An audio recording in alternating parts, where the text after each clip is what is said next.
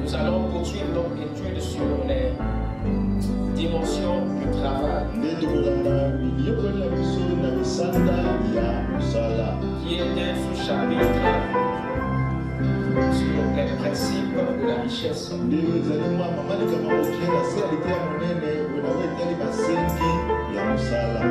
Amen.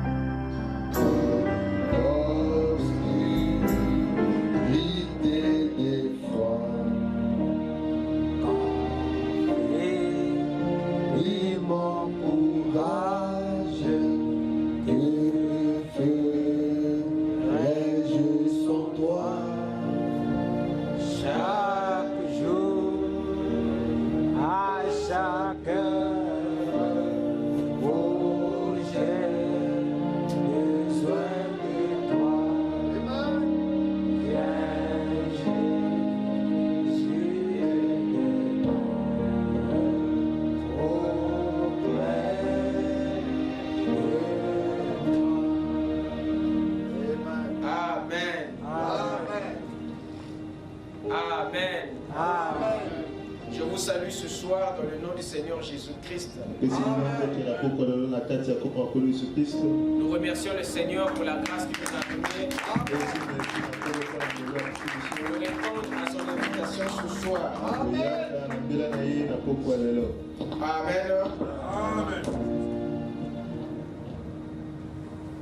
Sans plus tarder, nous allons nous lever pour lire les Saintes Écritures.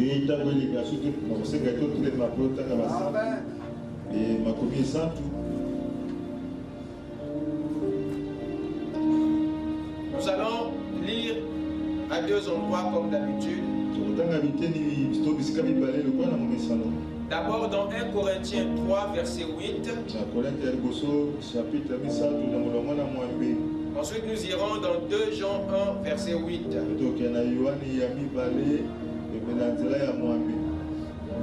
1 Corinthiens 3, verset 8.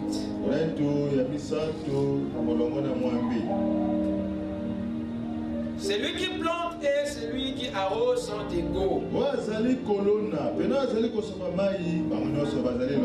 Celui qui plante et celui qui arrose sont égaux. Et chacun recevra sa propre récompense selon son propre travail. Je répète, celui qui plante et celui qui arrose sont égaux. Et chacun recevra sa propre récompense selon son propre travail. Amen. Prions le Seigneur. Dieu bien-aimé, nous te remercions, Père, pour cette invitation. Nous croyons que derrière ton appel, il y a un message pour notre vie. Alors ne nous laisse pas repartir sans que notre âme ait saisi ta trompette. Viens nous éclairer dans ce que tu vas nous apprendre. Nous te prions, Seigneur, de libérer tous les âmes enchaînées, d'éclairer tous les esprits qui sont dans les ténèbres. Nous te prions, Père, de baptiser le Saint-Esprit les cœurs assoiffés. Accorde-nous une véritable délivrance, la délivrance de l'âme, de l'esprit et du corps. S'il y a des mauvais esprits au milieu de nous, nous les chassons au nom de Jésus. Nous te prions, Père, toi le véritable Saint-Esprit, de parcourir nos cœurs et de nous remplir de toi-même. Souviens-toi, Seigneur, qu'il y a des requêtes enfouies dans les cœurs. Puisses-tu les voir et les lire, afin que ton peuple, Seigneur, récolte Une réponse venant de toi. Pour le reste, oh Dieu, viens nous bénir, viens nous parler, viens nous enseigner. Et qu'à la fin, Seigneur, nous soyons édifiés dans le nom de Jésus-Christ. Amen. Je vous prie de vous asseoir. Pendant que nous ouvrons dans 2 Jean 1, verset 8.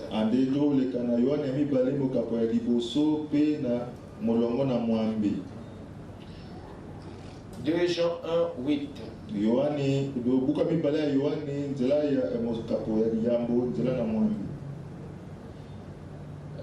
Prenez garde à vous-même, afin que vous ne perdiez pas le fruit de votre travail, mais que vous receviez une pleine récompense. Que le Seigneur ajoute ses bénédictions à la lecture de sa parole. Amen. Amen. Nous allons poursuivre notre étude sur les dimensions du travail, qui est un sous-chapitre sur les principes de la richesse.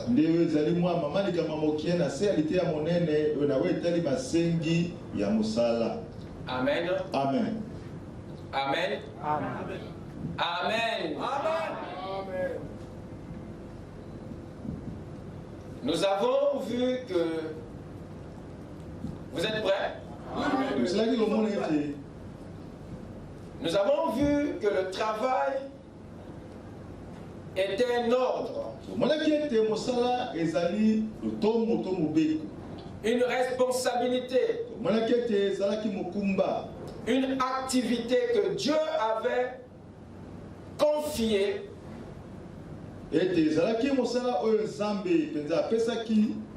Le travail, avions-nous dit que c'est un ordre, c'est-à-dire un commandement. Donc le travail était un commandement, une responsabilité, une activité que Dieu avait confié non seulement à un individu, mais à 2 individus, à 2 esprits de la même famille, à l'homme et à la femme. Amen. Amen. Et les 2 esprits, nous avons dit, qui ont été placés sur la terre pour les mêmes raisons. Travailler. L'homme était venu dans le jardin pour cultiver et garder. Et la femme, c'est-à-dire Ève, l'avait rejoint là-dedans dans le jardin pour l'aider à cultiver et à garder. Amen. Amen. Amen. Amen. Nous voyons que Ève était venue pour faire la même chose. C'est-à-dire aider l'homme à travailler, aider l'homme à faire ce que Dieu lui avait demandé de faire. Cultiver et garder. Par là, nous comprenons que Ève était venue partager le commandement que Dieu avait donné à l'homme. Elle était venue partager l'ordre avec l'homme. Elle était venue partager la responsabilité avec l'homme. Elle était venue partager l'activité. Elle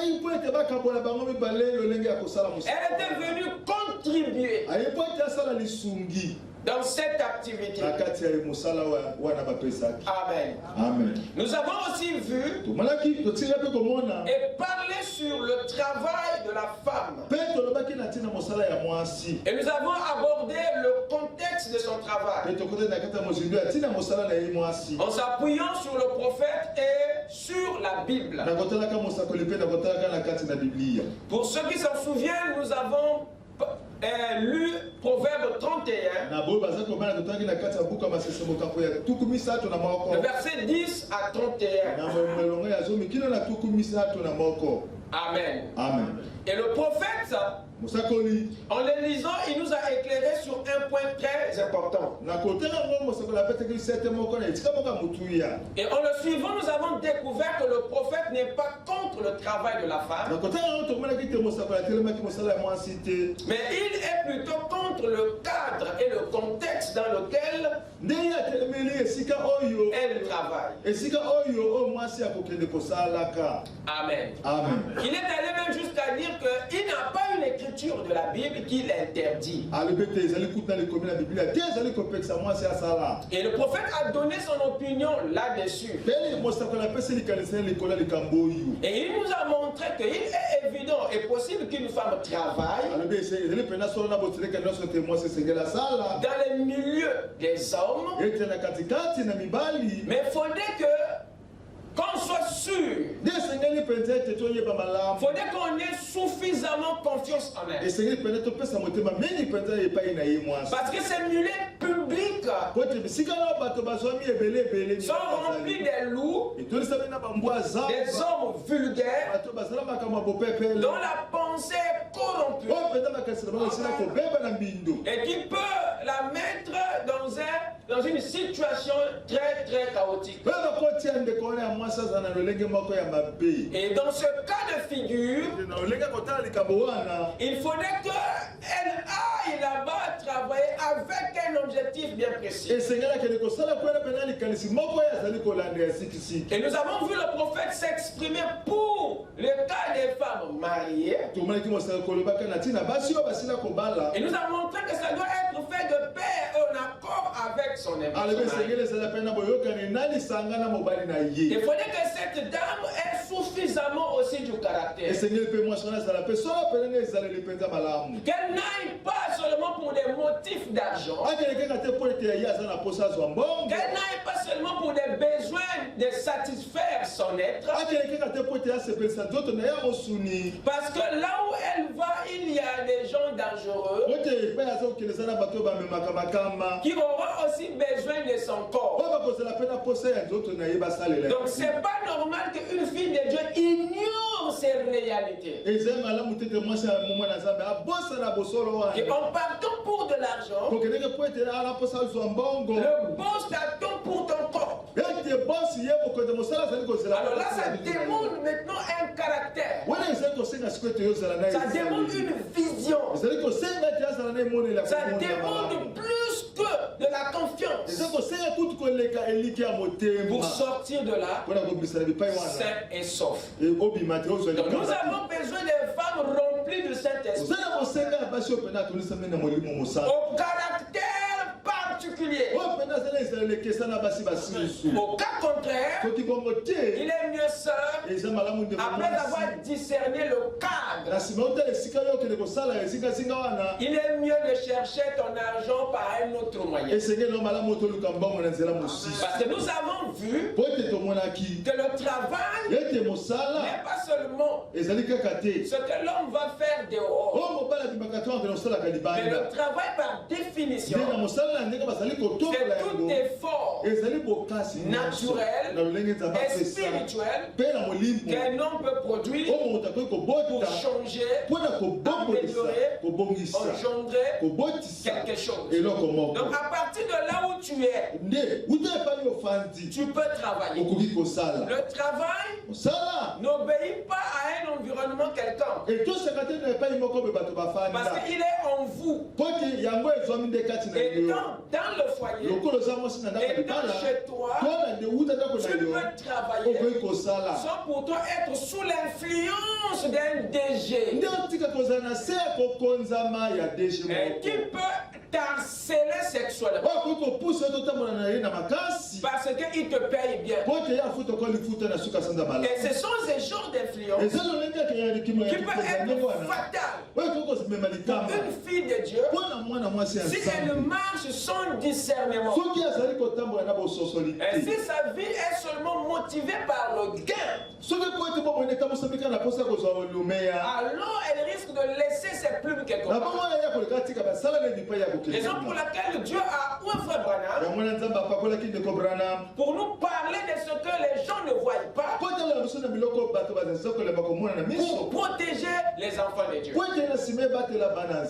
Cela va de pair aussi pour les célibataires. Nos sœurs célibataires peuvent aussi travailler. Pour s'organiser. Supposons que tu es à charge de personne. Tu es orpheline ou orphelin. J'ai ici une citation dans l'opprobre de Christ sur la parole. L'enfant Branham parle de sa fille Rebecca. Elle n'était pas encore mariée, mais Rebecca a eu à faire des prestations à l'hôpital. Nous allons aller dans la prédication opprobre. Vous êtes avec moi? Amen. Est-ce que vous me suivez? Yes.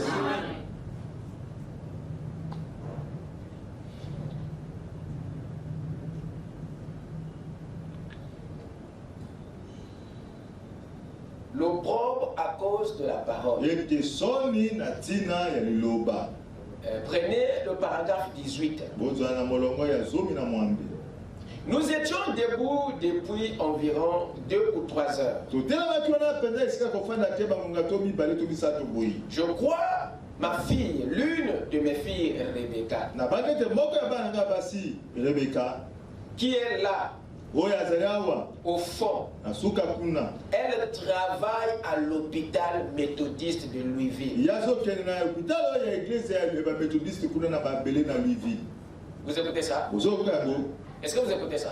Amen. Ça, c'est la fille du prophète. Et l'homme de Dieu n'avait pas refusé que sa fille ne fasse pas quelque chose. Il a bien voulu que Rebecca travaille,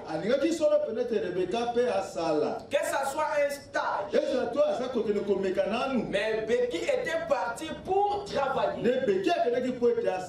Est-ce que vous m'écoutez? Est-ce que vous êtes avec moi? Yes. Elle n'était pas mariée. Il continue. Oh. C'est un genre de petite formation pour infirmières amateurs. Et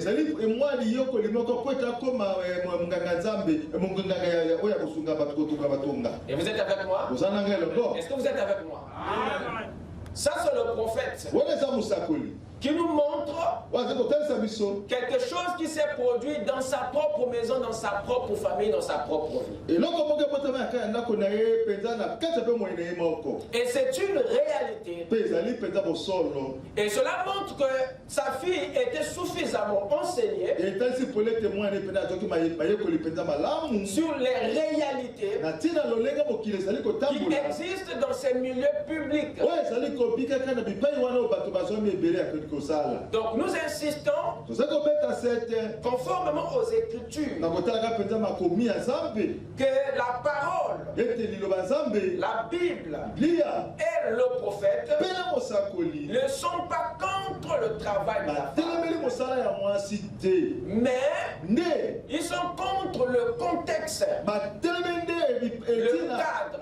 Raison pour laquelle les sœurs qui veulent travailler, qui travaillent, c'est légitime. Mais ne soyez pas ignorants, naïfs au sujet de l'environnement, au sujet du cadre. S'il y a lieu de ne pas le faire à cause de l'environnement, mais de le faire dans un autre cadre, c'est bien parce que l'objectif ici c'est de gagner quelque chose. Pour payer une facture, pour résoudre un problème, vous devez avoir le discernement sur le lieu où vous évoluez. Soyez capable d'évaluer les dangers et de prendre des mesures. Quitte à ne pas le faire si le danger est imminent. Parce que le travail n'est pas seulement ce qu'on fait à l'extérieur, mais c'est ce que tu peux aussi faire à l'intérieur, là où tu te trouves. Il y a plusieurs façons d'avoir le même salaire à la maison. Amen. Amen. Dans une affaire que tu gères toi-même, que tu développes, tu peux avoir plus que ce que tu aurais dû avoir en évoluant dans un cadre des coureurs des jupons, des harceleurs, où toute l'année on te fait que te déranger. Et toi aussi tu ne parce que c'est le bout de pain que tu protèges. Tu n'as aucune idée du jour où on va te droguer. Alors il faudrait que les filles de Dieu et les fils de Dieu soient conscients, soient éclairés de là où ils mettent les pieds. Tout ne doit pas être motivé par le salaire, par l'argent dans la vie. Mettez la dignité avant l'argent. Et quand ta dignité est touchée, alors accepte de perdre les privilèges. Parce que le caractère et la dignité ne sont pas à vendre. Dites Amen. Si pour avoir nous donner ce travail, si pour augmenter mon salaire, il faut que je vienne sur ton lit. Vaut mieux pour toi que tu restes avec ton salaire et ton boulot.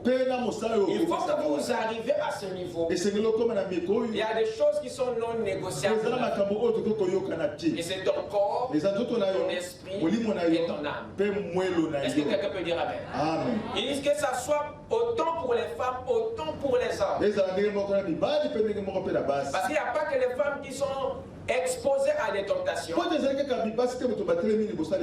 harcèlements, mais les hommes le sont aussi. Surtout dans cette société où nous évoluons, où tout tourne autour de certaines choses. Tout tourne autour de certaines choses. Alors il faut vraiment connaître et être prudent. Amen. Amen. Nous allons pour ce soir introduire une étude sur la récompense du travail.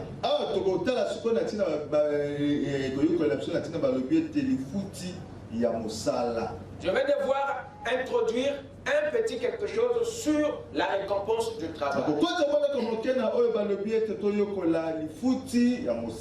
Ce que je viens de dire, c'est juste une petite conclusion qui était restée en suspense lorsque nous avons abordé le travail. Vous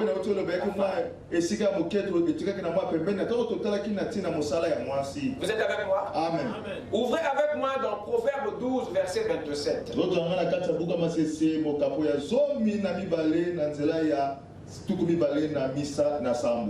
Proverbe. Masesi.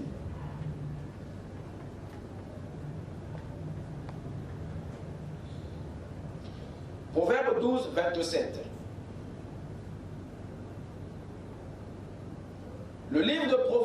C'est un livre merveilleux. C'est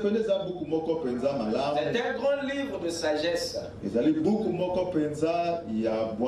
un très bon livre à utiliser, surtout dans l'éducation des enfants.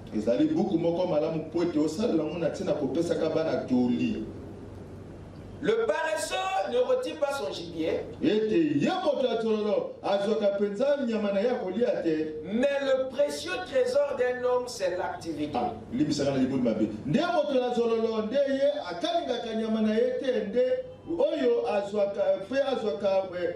le précieux trésor d'un homme, c'est l'activité.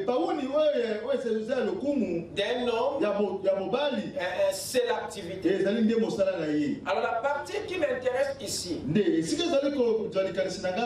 la partie du verset où j'aimerais attirer votre attention, c'est la partie B du verset. La deuxième partie de ce même verset. Là où il est dit, mais le précieux trésor d'un homme, c'est l'activité. Le précieux trésor d'un homme, c'est l'activité. J'aimerais attirer votre attention sur cette partie du verset. Salomon dit que le précieux trésor d'un homme, c'est quoi? L'activité.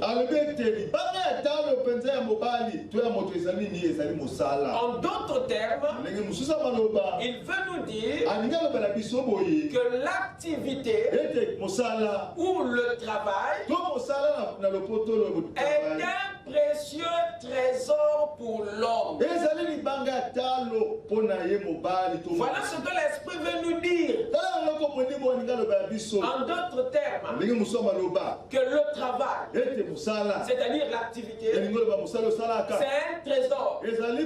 Pas n'importe quel trésor, mais un précieux trésor. Je suis persuadé que beaucoup d'entre nous n'avaient pas cette portée du travail.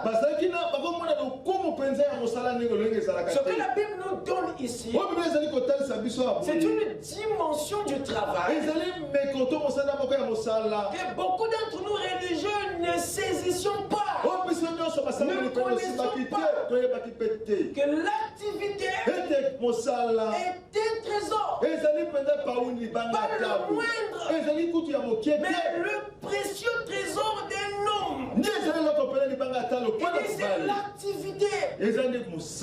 Avons-nous connu ça au sujet du travail? Que le travail est un précieux trésor. Est-ce que nous avions connu ça? Est-ce que la perception qu'on avait de l'activité, est-ce que la perception qu'on avait du travail était conforme à la Bible? Que le travail, l'activité est le précieux trésor. Est un précieux trésor. Pour qui? Pour l'homme. Dites Amen. Amen. Qu'est-ce qu'un trésor? Pour que le Saint-Esprit compare le travail au trésor. Qu'est-ce qu'un trésor? Pour que Dieu compare l'activité au trésor.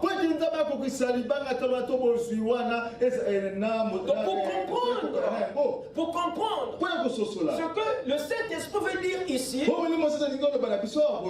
faut avoir le contexte de ces mots, le sens de ces mots. Qu'est-ce qu'un trésor? Voici ce que nous dit le dictionnaire. Un trésor est un coffre à sous.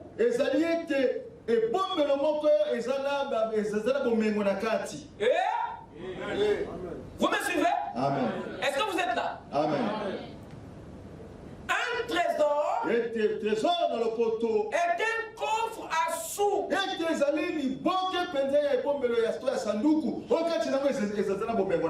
Une réserve à provision.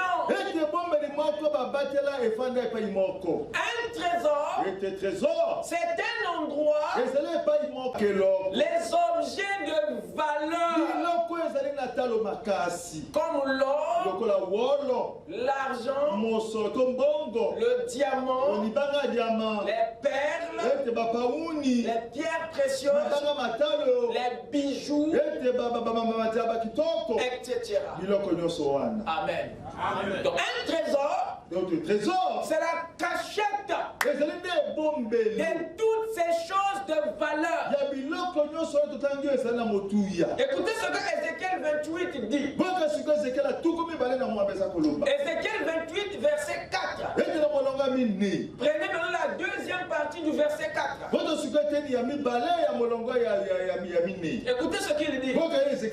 Tu as amassé de l'or et de l'argent. Où dans tes trésors.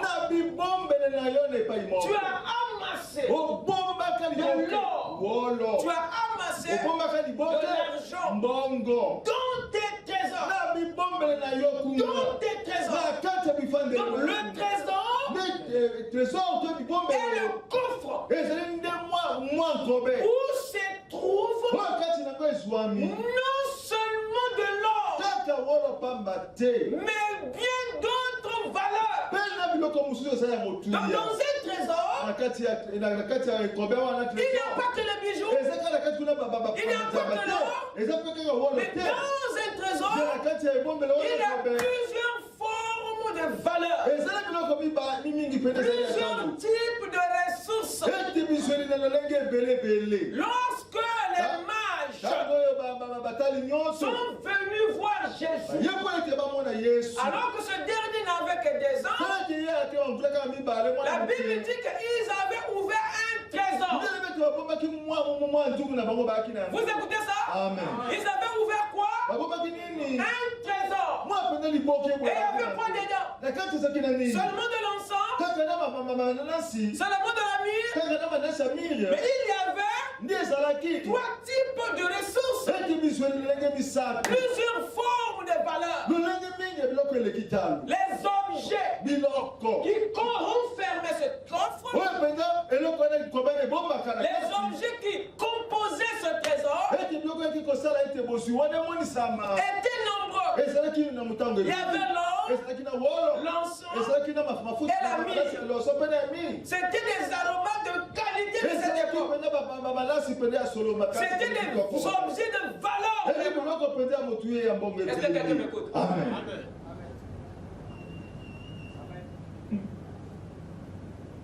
Et la Bible compare le travail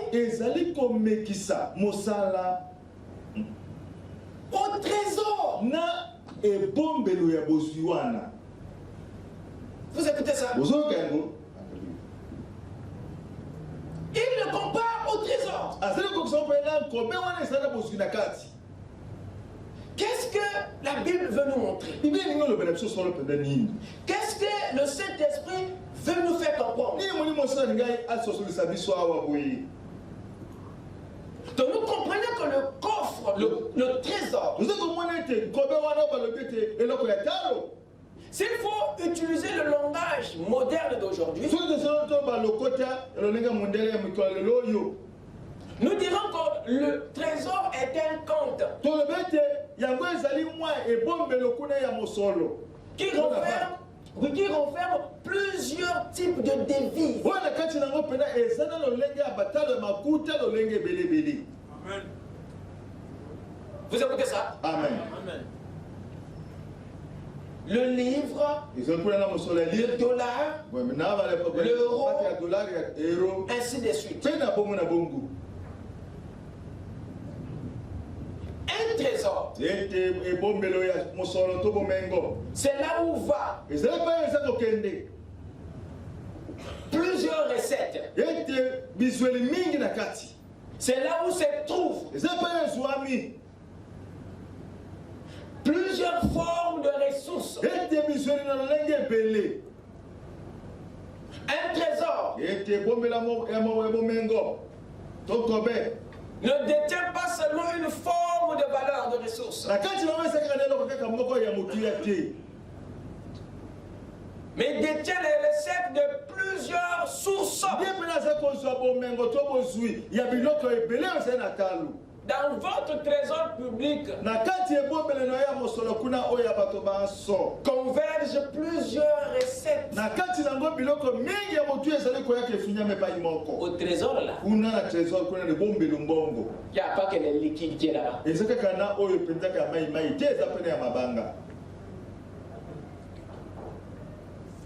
Il y a beaucoup de ressources, beaucoup de recettes, plusieurs formes de valeurs qui convergent là. Voilà pourquoi il est appelé trésor. Vous pouvez y trouver plusieurs types de devises. Vous pouvez aussi trouver de l'or gardé là-bas. Vous écoutez ça? Amen. Ça, voilà, c'est la définition de ce qu'est un trésor. Et ça, c'est ce qu'est en réalité un trésor. Un coffre, une réserve qui retient plusieurs ou converge plusieurs valeurs. C'est la source des ressources. Le trésor, c'est la source de plusieurs ressources. Vous y trouverez les pierres de plusieurs qualités dans votre trésor. Il n'y a pas que les bijoux, il y a aussi de l'or. Il n'y a pas que l'argent, mais il y a aussi des perles. Parce que le trésor est fait pour vous donner, pour vous garder plusieurs formes et types de ressources. Est-ce que quelqu'un peut dire amen? En disant que l'activité, le travail est un trésor que nous fait comprendre la Bible. La Bible nous fait simplement comprendre que le travail est une source de plusieurs biens. Que le travail est une source de plusieurs ressources.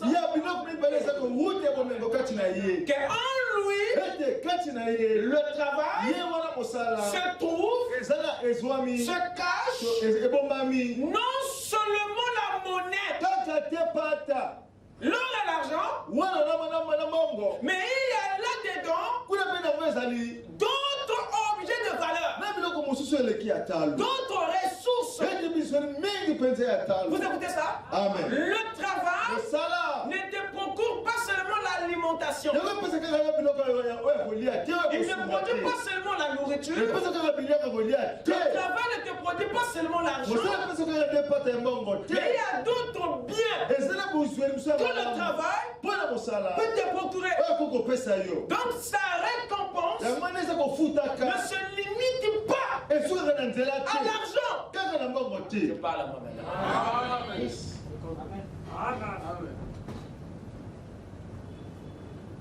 Le travail est la source de plusieurs ressources. Il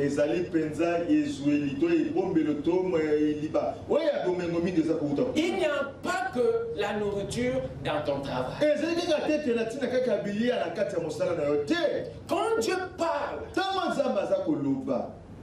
nous allons arriver. Il n'y a pas que la nourriture dans ton travail. C'est-à-dire que ton travail n'est pas là pour te donner qu'à manger.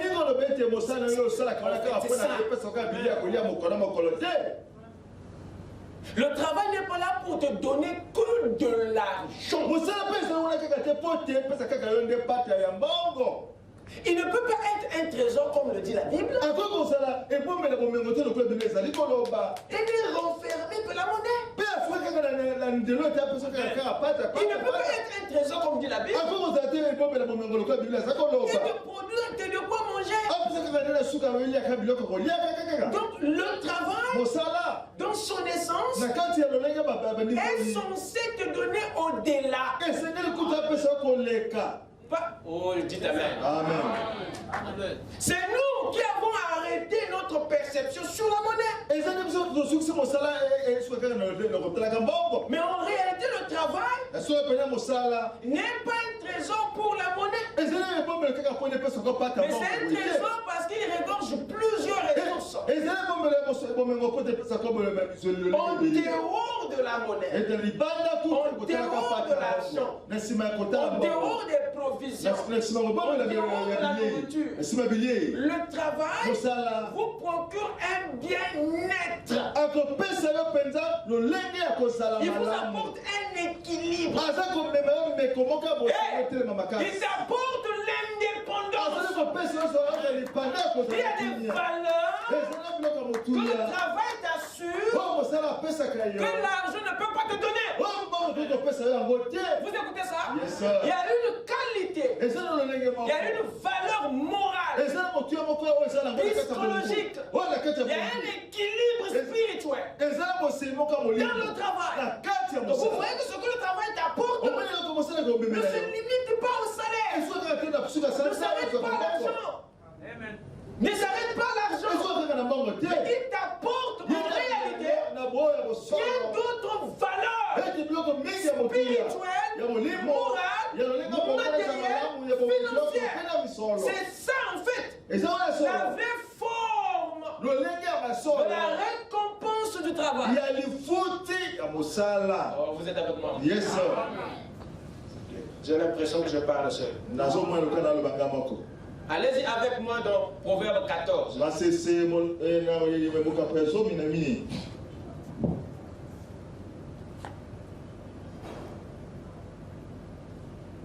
Proverbe 14, le verset 23.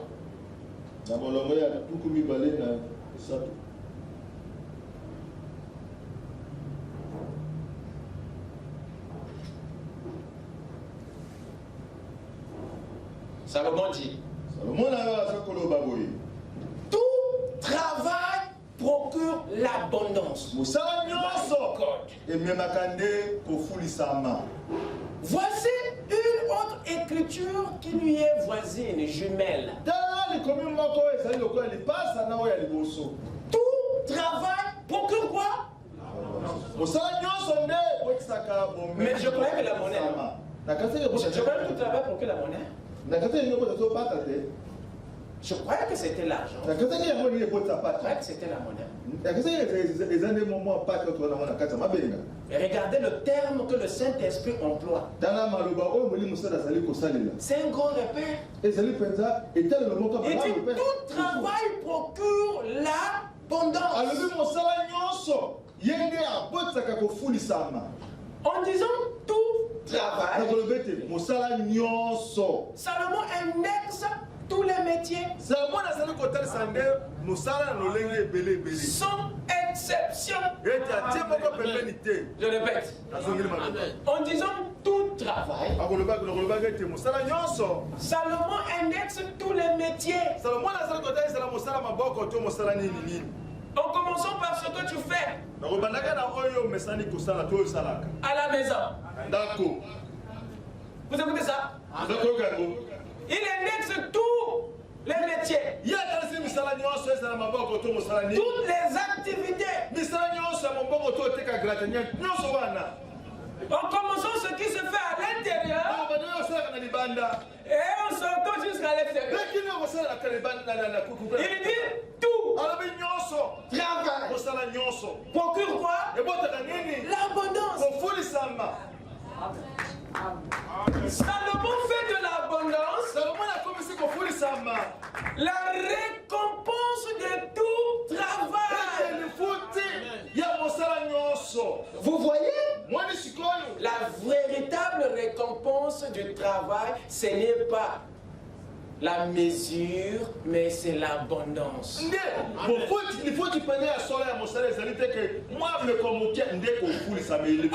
Nous, Nous pensons que ma récompense pour ce travail, c'est une mesure. Ça, c'est même toi. Tu penses. Mais c'est pas ce que Dieu avait prévu. Que le travail est censé te donner. Dans le royaume, le travail ne peut pas te procurer une mesure. Est-ce que vous m'écoutez? Parce que la mesure n'est pas la récompense du travail. C'est l'abondance qui est la vraie forme de la récompense. Donc ton gain n'est pas ce que tu gagnes. Ton gain n'est pas ce que tu penses avoir. Ton gain pour tout ce que tu fais, ta récompense pour tout travail que tu fais, en réalité c'est l'abondance. Quelqu'un peut dire amen? Amen. Voilà la véritable récompense d'un travail. C'est nous qui nous sommes égarés en donnant aux choses un sens que la parole ne lui a pas donné. Donc nous souffrons pour notre propre erreur. Vous écoutez ça? Gloire soit rendue à Dieu. Que la lumière est descendue pour éclairer les ténèbres. Amen. Amen. Il faut donner aux Écritures le sens originel. C'est là que nous pouvons sortir de l'esclavage. Parce que l'esclavage, c'est un système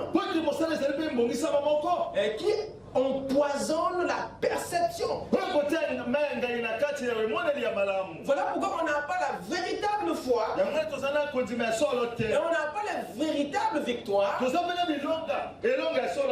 parce que ce que nous détenons comme vérité n'est erroné. En disant tout travail procure l'abondance, le Saint-Esprit fait de l'abondance la véritable récompense de tout travail. Tu n'es pas censé être satisfait pour la mesure que te donne le travail. Mais c'est l'abondance que tu es censé attendre. Tu es censé l'avoir. Est-ce que quelqu'un m'écoute? Amen.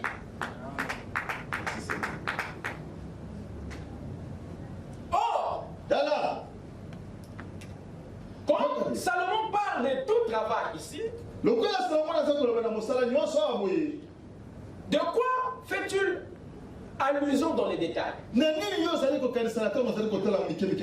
de dire qu'il fait allusion à tous les métiers, ok? Mais ce n'est pas toujours clair. Vous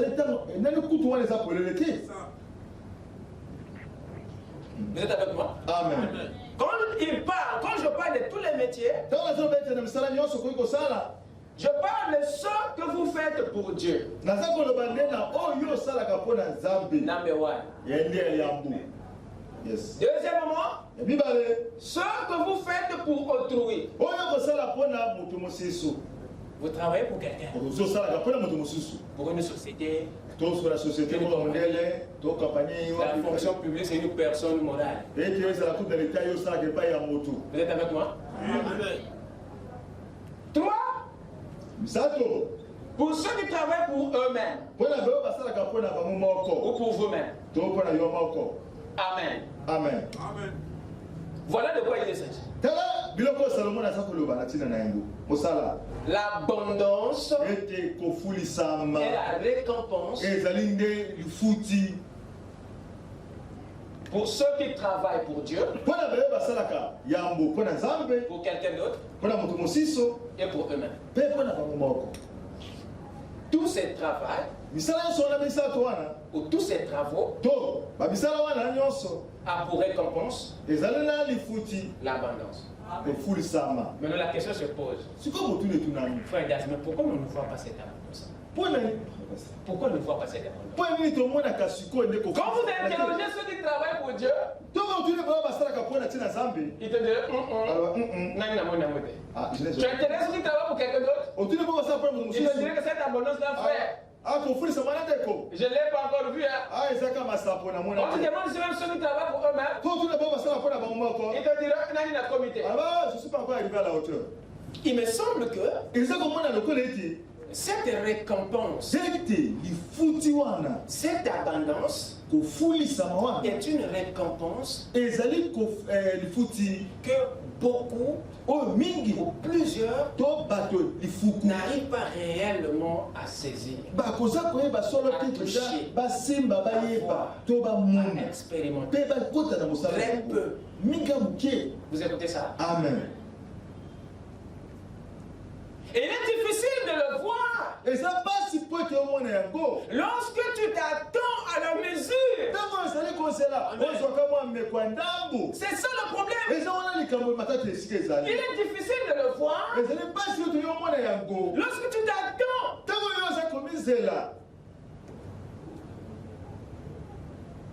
à l'argent.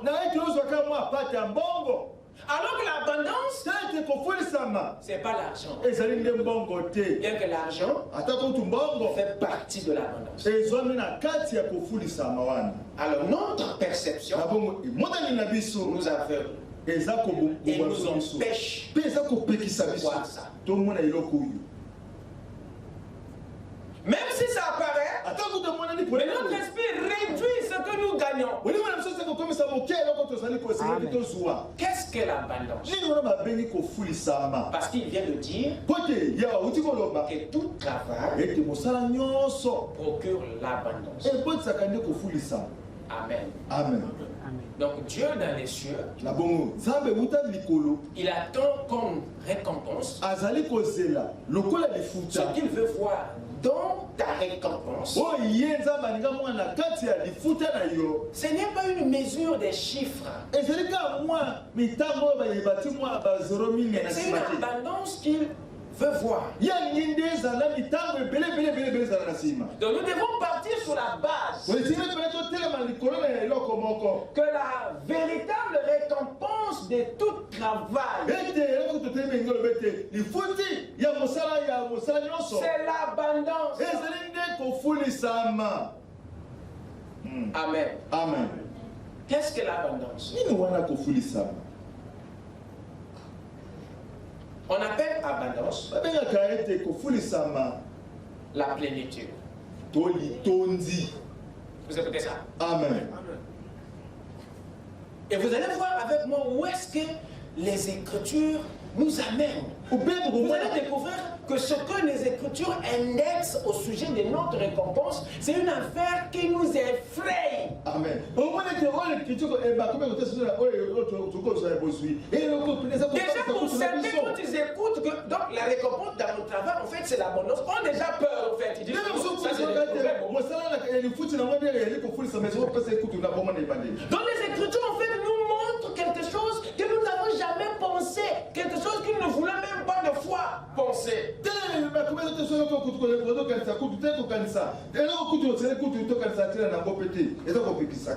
en réalité, le ciel n'a pas tort de notre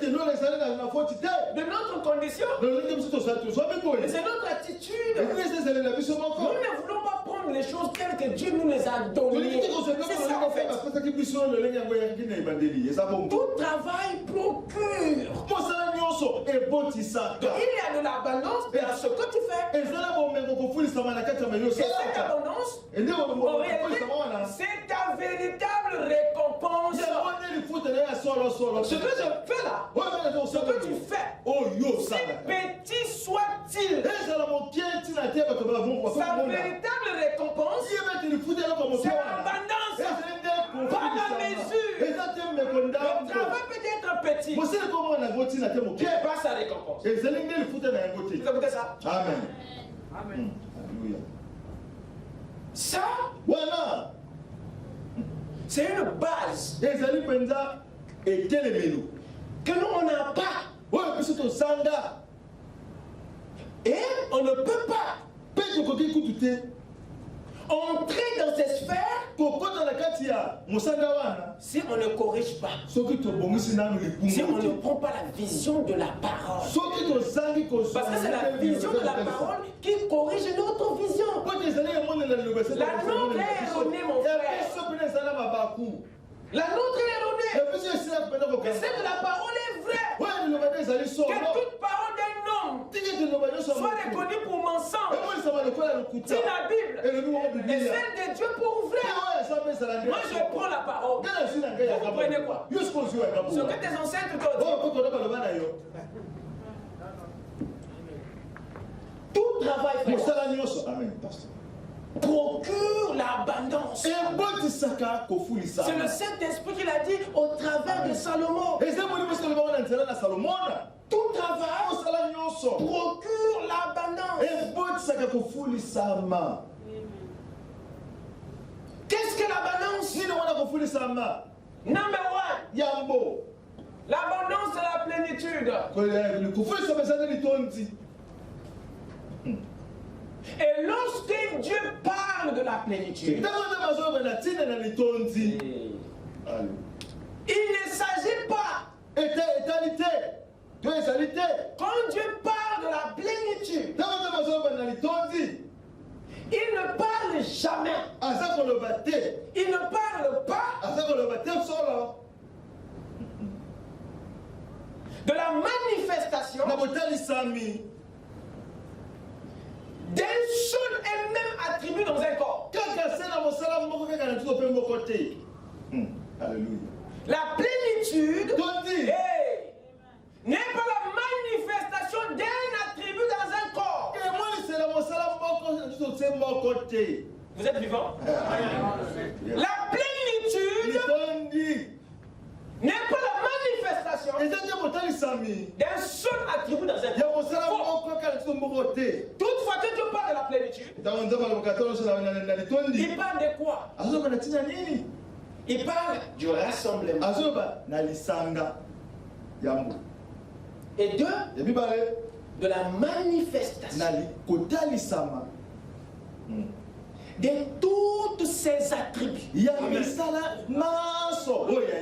dans un corps. Voilà la plénitude. Qu'est-ce que la plénitude? C'est le rassemblement et la manifestation de tous les attributs de Dieu sans qu'un seul n'y manque. C'est ça même. Vous êtes là? Donc là-dedans dans ce corps, il y a le sauveur qui est dedans et qui se manifeste. Il y a le Seigneur qui est dedans et qui se manifeste. Il y a le guérisseur qui est là-dedans et qui doit se manifester. Tous les attributs, la plénitude des anges, des esprits, des corps, vous comprenez ça? Là-dedans, se rassemble pour se manifester. C'est ça la plénitude. Ce n'est pas la manifestation d'un attribut, mais la manifestation et le rassemblement de toutes les attributs. Vous êtes avec moi? Amen. C'est ça Dieu en abondance. Dieu dans la plénitude.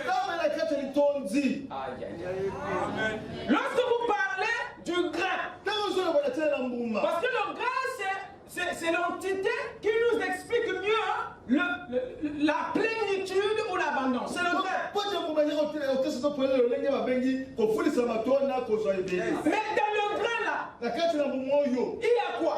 Il y a la racine. Dans le grain là, il y a la tige. Dans le grain là, il y a la feuille. Dans le grain là, il y a les fruits. Vous êtes avec moi? Mais tout ce qui se trouve dans ce grain, tout ce qui se rassemble dans ce grain, doivent aussi se manifester. Parce que le temps de la manifestation La feuille ne reste pas. La racine ne reste pas.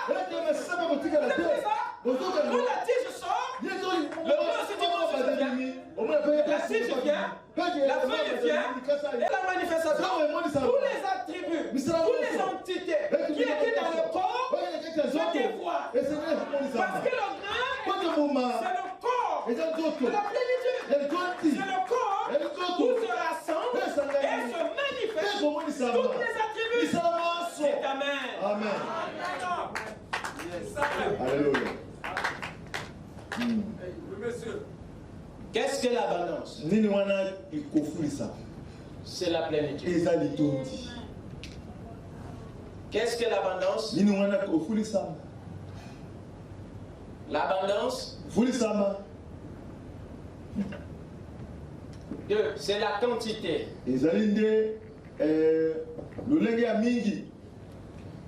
Quelle quantité? C'est la quantité dépassant le besoin. C'est ça l'abondance. C'est une quantité qui dépasse le besoin. C'est un état. 3. L'abondance est un état. Quel état? C'est un état où les avoirs, les possessions, les ressources, les moyens, les valeurs dépassent le nécessaire. Vous n'écrivez pas? Amen. Yes. Donc c'est un état où ce que tu as dépasse le nécessaire. Vous vous souvenez Salomon? Il a dit à Dieu, ne me donne pas beaucoup, ne me prouve pas aussi, mais donne-moi ce qu'il me faut. Et Salomon a demandé le nécessaire. Le nécessaire, c'est le médium, le médium, ce qui est au milieu. C'est ça le nécessaire, le moyen. Le nécessaire est au milieu du manque et de l'avoir. Donc tu ne manques pas, tu n'as pas aussi trop. C'est ça le nécessaire. Donc quelque chose qui vient pour résoudre le besoin. Mais l'abondance, c'est que Dieu te donne au-delà même du nécessaire. Et Salomon a été surpris. Dieu n'avait pas exaucé sa prière. Vous avez ça? Amen. Ce qu'il avait demandé là, Dieu n'avait pas exaucé ça. Parce que ce qu'il pensait de la richesse était faux. Dieu, quand il répond, il lui donne. Dieu donne à Salomon ce qu'il ne voulait pas. Vous écoutez ça? Amen. Donc, trop et le rien. Les deux là, Dieu n'a pas gardé ça.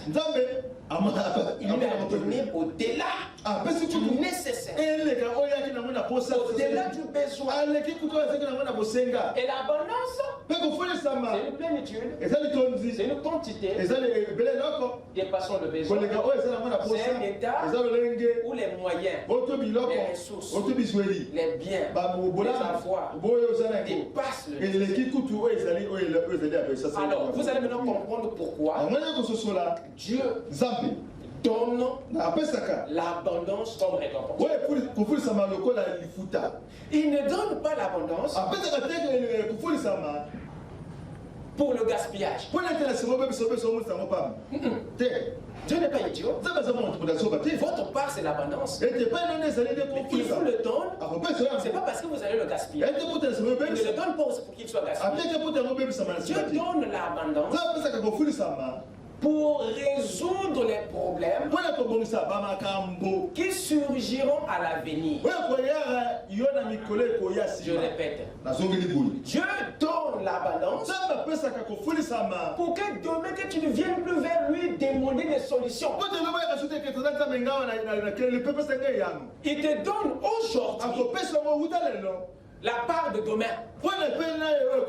C'est ça le but de l'abondance. Il te donne une quantité sans mesure pour qu'avec ça tu règles les problèmes qui viendront demain après demain. Conclusion, l'abondance, toute abondance doit être bien gérée. Sinon, il risque de s'épuiser avant même qu'elle ait réglé un problème. Et Dieu donne l'abondance pour qu'elle puisse régler les problèmes de demain.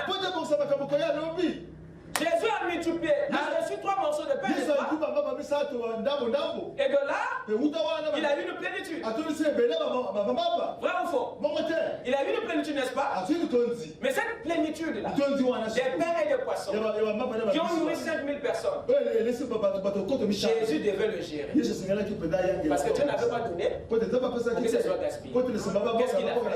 Il a ordonné de ramasser les morceaux pour que ça aille servir à une autre fête. Donc, dans le plein que Dieu avait donné, il avait aussi donné la part de demain.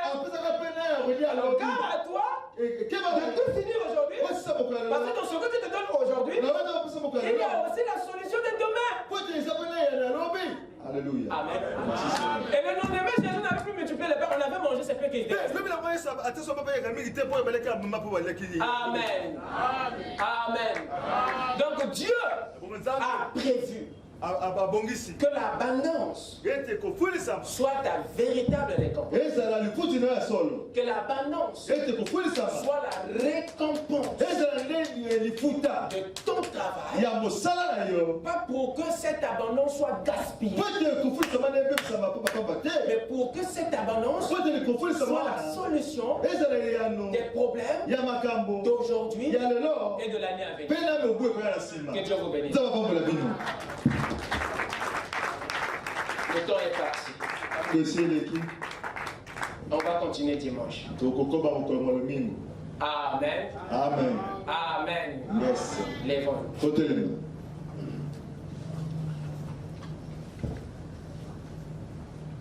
La victoire dans le sang. Alléluia. Dans le sang de Jésus-Christ, mon sauveur. La victoire dans le sang. Alléluia. À Jésus la gloire, à lui l'honneur. Chantons gloire.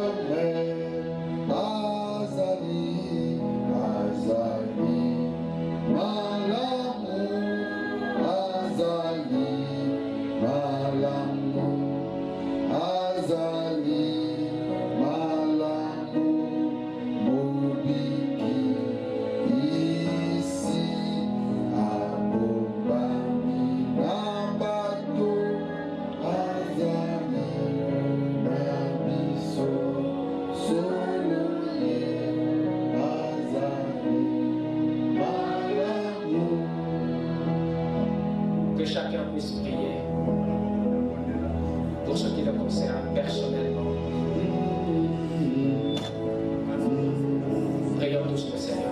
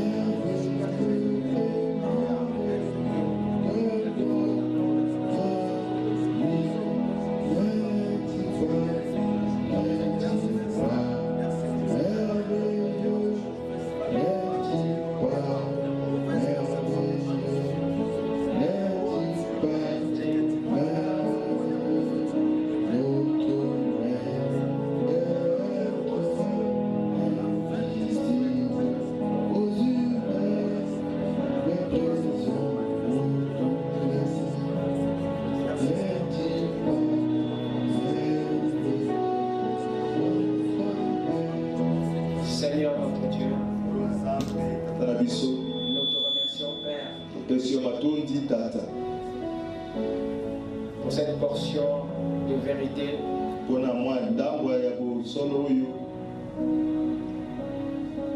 qui nous a ranimés, Seigneur, de notre intérieur.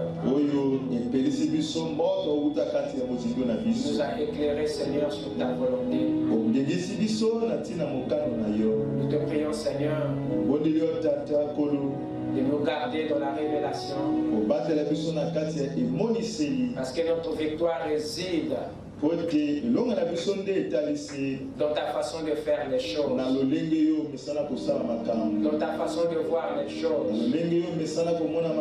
dans ta façon de les concevoir. Nous voulons faire comme Jésus, d'agir conformément à ce que tu montres dans la vision, de se comporter conformément à ce que tu as dit dans les Saintes Écritures,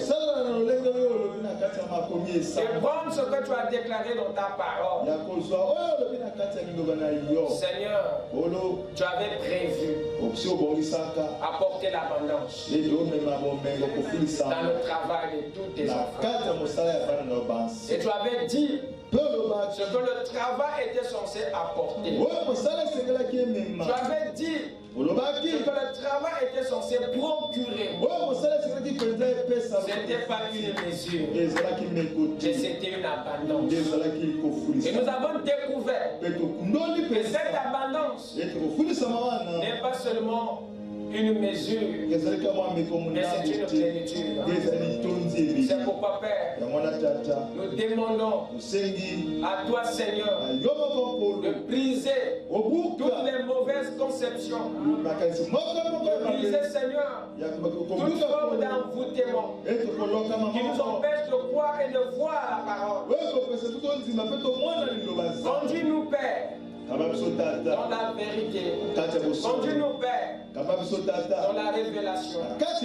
Inspire-nous, Seigneur, uniquement dans ce que tu as dit, et que notre foi repose sur la parole, repose sur ce que tu as dit. C'est en cela que nous le verrons s'accomplir. Va avec chacun de nous, Seigneur, et que ta parole trouve, Seigneur, une terre fertile dans notre cœur, afin qu'elle germe jusqu'à devenir l'arbre de vie. Et qu'à ta venue, Seigneur, tu en récoltes les fruits. Bénis l'œuvre de tout un chacun. Et que Seigneur, Dieu Tout-Puissant, les efforts de chacun puissent procurer cette abondance. Car tes paroles de promesses sont infaillibles, Seigneur. Nous te prions de recevoir la gloire pour ce que tu as fait et tu continues à faire. Bénis ton peuple et que ton ange, Seigneur, marche devant nous comme guide, derrière comme protecteur et en nous comme source de vie. S'il y a un lendemain, Seigneur, accorde à chacun de nous une santé de fer pour continuer à te servir. Nous nous souvenons, Seigneur, de tous nos frères qui sont alités, Seigneur, qui sont malades. En particulier le frère Jacques. Nous envoyons l'ange de l'Éternel. Allez le guérir. Retirer, Seigneur, de ses malaises. Accorde la guérison, Père, à son corps et au corps de tous les nécessités. Accorde le Seigneur alors que nous te prions dans le nom de Jésus-Christ. Amen. Que Dieu vous bénisse. Allez dans la paix du Seigneur. À nous revoir dimanche.